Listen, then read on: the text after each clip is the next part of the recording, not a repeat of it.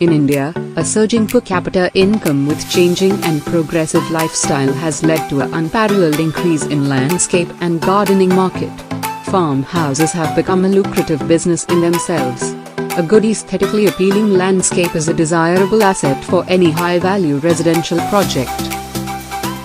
The 14th International Landscape and Gardening Expo 2020 is an ideal destination for the entire landscape and green industry and trade stakeholders.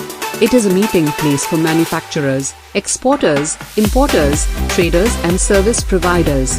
The 14th International Landscape and Gardening Expo 2020 will truly be an amazing, useful and productive experience for all professionals in this sector.